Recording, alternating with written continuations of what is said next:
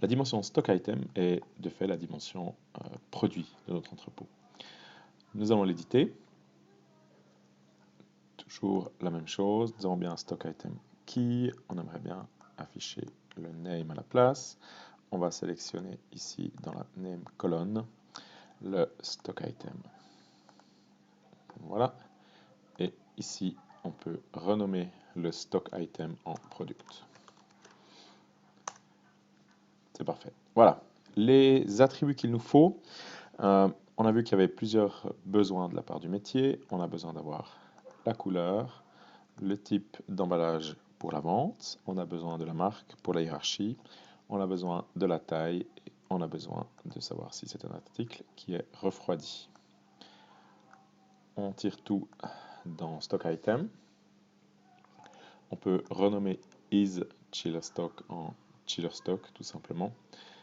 Ça correspond à la manière dont les gens travaillent dans notre entreprise. Et on va rajouter une hiérarchie basée sur brand et product. Voilà. Et cette hiérarchie, on va l'appeler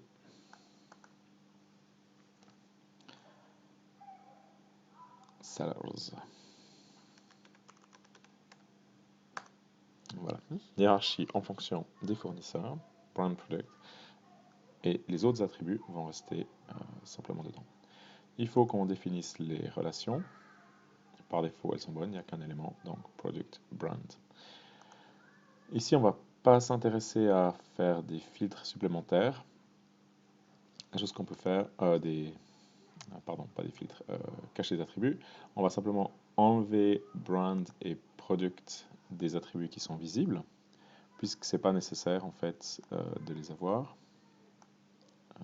Pourquoi est-ce qu'il s'affiche pas là? True, false. Vu qu'on aimerait bien que les gens naviguent dans la dimension qu'on aura générée, plutôt que de venir directement dedans. Voilà, une fois qu'on a fait ça, on est prêt, on peut aller rééditer.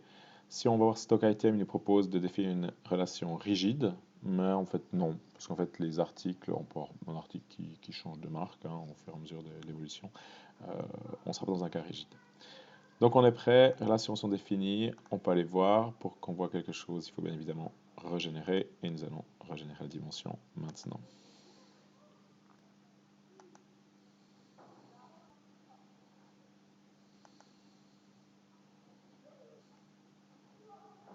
Et on termine.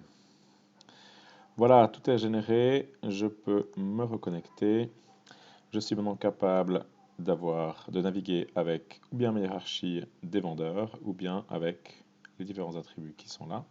Utilisons les sellers pour si ça fonctionne. Ok, c'est pour ça qu'on n'a qu'un premier niveau. Et on a bien l'ensemble des produits qui sont là. Ou bien on peut s'intéresser à voir par couleur. Et à ce moment-là, différentes couleurs. On n'a pas de hiérarchie pour ces attributs-là. On va simplement utiliser ça comme filtre. J'aimerais bien avoir tous les attributs, tous les produits de telle sorte, ou de telle catégorie, de couleur rouge ou de couleur style gray. Voilà, donc avec ça, on est prêt. Toutes les informations sont bonnes. On retourne sur notre cube et on régénère le cube pour qu'on soit capable d'utiliser maintenant cette nouvelle hiérarchie dans nos analyses à travers Excel.